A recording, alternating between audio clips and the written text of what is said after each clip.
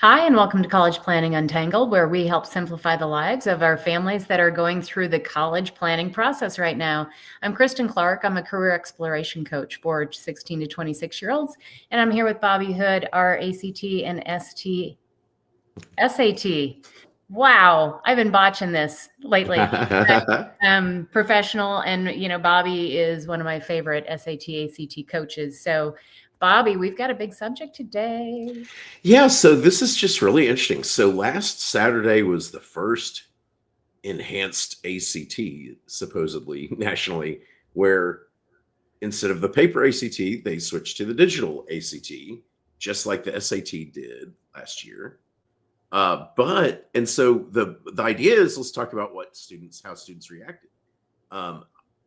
About half of my students that were planning to take the ACT, about half of them were supposed to take the new enhanced ACT, and about half of them were supposed to take the paper ACT. But several of them got a notice like a couple of days before that the location they had signed up for had just unilaterally decided, for technology reasons, that they were just going to give them the paper ACT instead. So this apparently happened to thousands of students across the nation, which is kind of interesting. And so I'm mostly looking at reports of what like students are saying, like to other tutors and on Reddit and stuff like that. But so let's talk briefly about what this is supposed to be like, right? Because apparently, kind of like what happened with SAT, I guess, I think what happened is schools got scared of the glitches that happened with SAT last year, where like tests would freeze, they wouldn't work, the Wi-Fi wouldn't be sufficient at the testing center, and so then tests would crash. And so we don't know whether it's ACT that switched it or schools that got scared and switched it, but they went back to the paper ACT, which is strange. And so what's been happening for the past couple of months is tutors have been telling students, hey, there's this new ACT coming. What they have said is that it's fewer questions, so it only takes 2 hours to take the test, Which has got to be a 3 relief. hours. Yeah. Right? And that's why a lot of students were eager to take it. And on the new enhanced ACT, so it's fewer questions and it's a little bit more time per question, which is even better. Because that's a good thing. Yeah. The whole thing with ACT for many years has been that it was so time pressured. And that's why I've always steered students to the ACT is, well, once you deal with time pressure, the ACT is an easier test than the SAT. So this test seemed very promising, right? They put out one kind of set of sample questions, but they did not put out sample tests. Right. And so that's why tutors have been saying, look, if you don't have a sample test, we just don't know, right? They said that there would be shorter reading passages, but they didn't really say much else.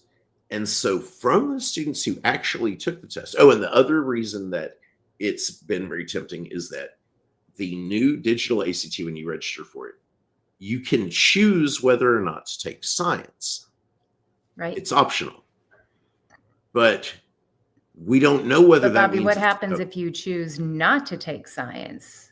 Right. Well, so colleges have not said, most of them have not said, okay, fine, don't take science, right?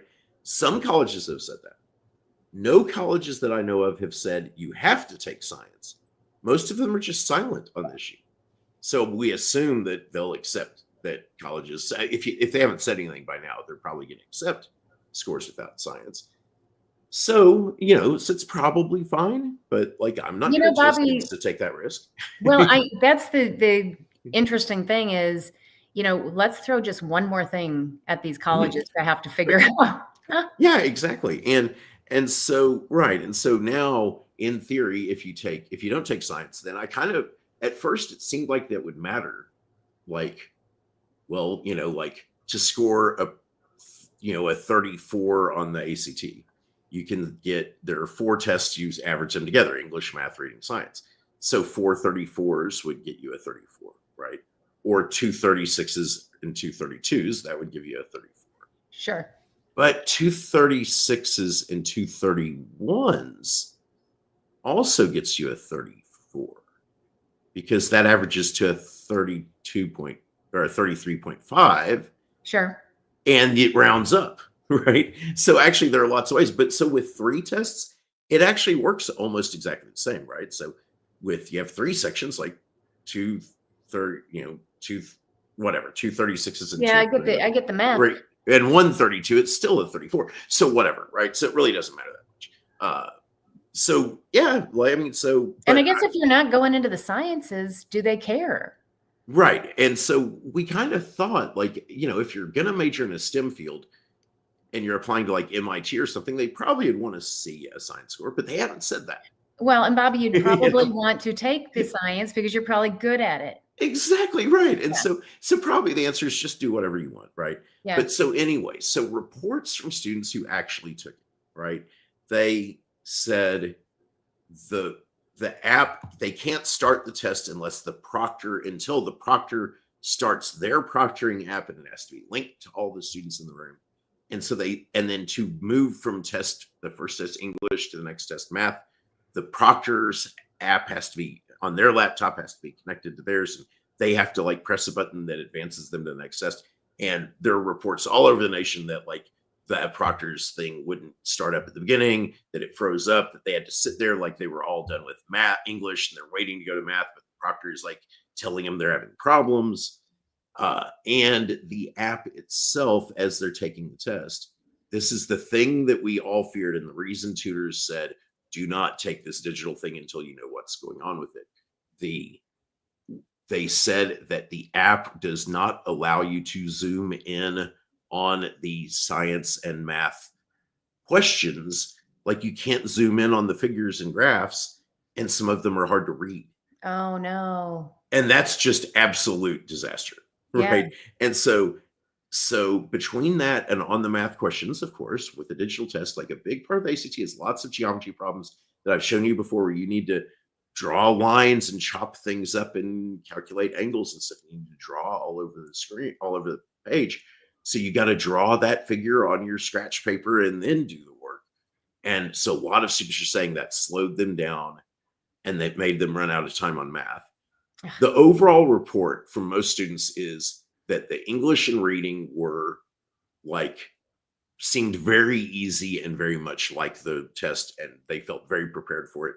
But that on math, what they did is they took it from 60 questions down to like 46 questions. What they did is they removed all the easy questions. Oh. And that's really scary, right? Yeah. Because before it was like 24 kind of just basic, easy questions, simple algebra, simple geometry, just, algebra 1 and geometry stuff. And then it was like 30 questions of like harder math stuff, and then a few just other assorted things. Now what they did is they brought it down to like 6 easy questions and left everything else in there. So that'll mess with the scores too. Absolutely. And so now so when you put that together, what that means to me is, because we've always said to students, like, don't worry about whether the test is easy or hard, because your score is how you do compared to everyone else, right?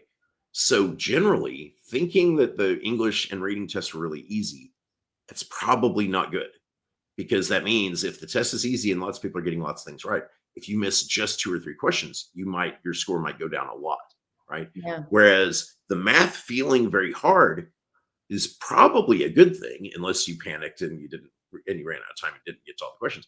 But it probably happened to everyone else too, right? In which case the score will adjust.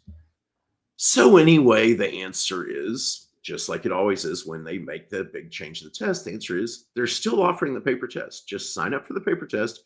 There's millions of them to practice on. And until we know for sure what. But here's the question, Bobby. Uh, if the math section's harder on the online version, yeah, the new one, right? And how do they know which one you took when that gets to the colleges?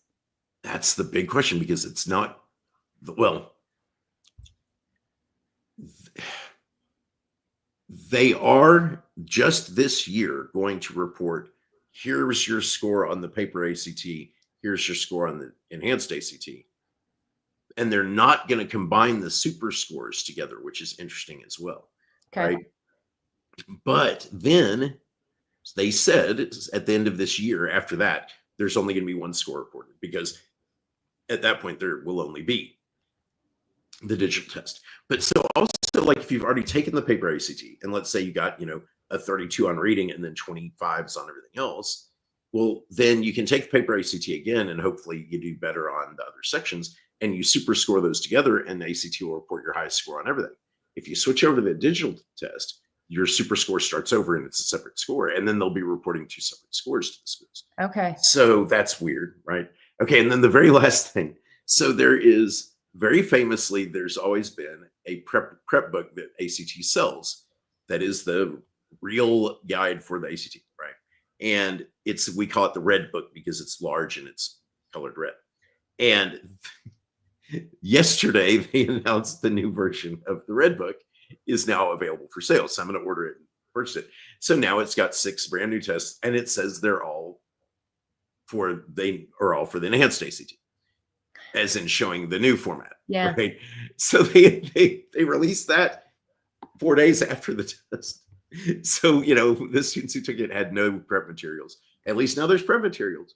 So I'm going to get that. I'm going to take a look at it. And once I have done that, maybe in a few weeks from now, you and I can come on again, and I'll show you what the questions look like and how it looks different. And then students can make an informed choice. And so, as we always say as tutors, until you can make an informed choice, stick with the thing that's tried and true. The ACT is always a much easier test than the SAT. The ACT is still a safer test than the SAT.